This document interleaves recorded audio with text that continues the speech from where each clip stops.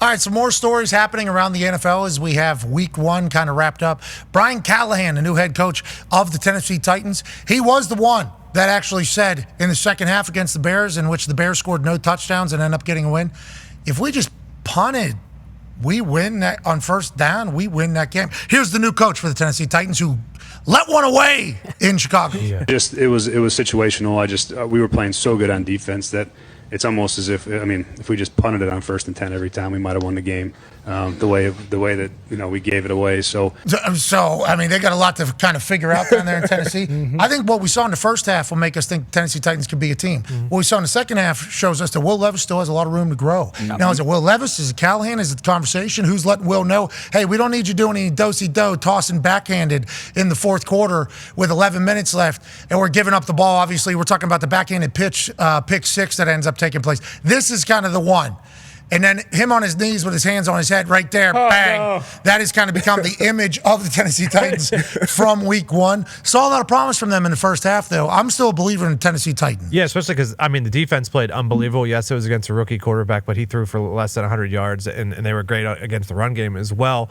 And then you talk about how their run game was. They were running for over 6 yards a carry with Pollard and Tajay Spears, but guess what? There's a red-nosed reindeer sitting right behind Will who knows how to win football games. If they need to, Mason Rudolph will come in there and win them some football games. Amen. Yeah, he certainly will. He did for the Pittsburgh Steelers. Remember, they wanted Mason Rudolph the hell out of town. Yes. And then they were all chanting his name. He came back, showed some promise for that Pittsburgh Steelers team, and then he gets sent to the Tennessee Titans, although all eyes are on Will Levis all offseason. A lot of people saying they believed in Will Levis all offseason. Oh, yeah, big time. Felt like they were all in on him just because of the moves they made. It really did feel like Will Levis, like, okay, we're building around Will Levis. We know he's the guy.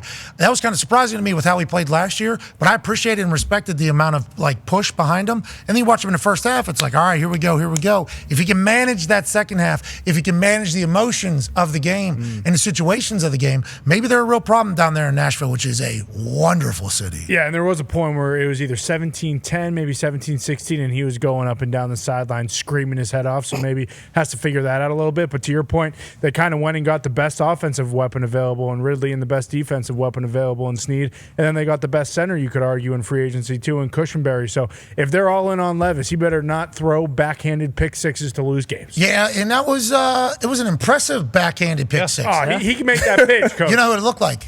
Who's that?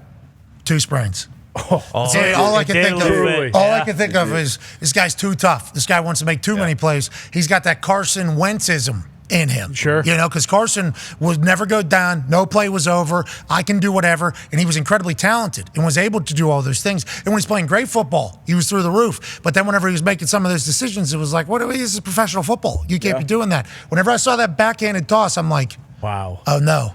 You better not have that same ism that Carson had, because that'll lead you into some bad spots. Now, with that being said, if his upside is anywhere near what Carson Wentz's upside is, I think everybody in Tennessee is pumped about that. Just got to manage the game a little bit. Yeah, I still believe in him. It's early. He won't overreact to week one. It was a terrible play, but you look at what happened on the other side with Bears. Caleb Williams, he made some, not so great plays, but didn't put his team in a situation where he was going to lose the game. You saw Kevin Byard speaking after the game like, hey, sometimes it's going to be the defense or maybe the special teams that makes a big play, and the offense doesn't really do shit or show up, and that'll flip throughout the season. But I still believe in Will. I still believe in the weapons and the team that they assemble, and we know in the AFC South it'll come down to the last 2 weeks.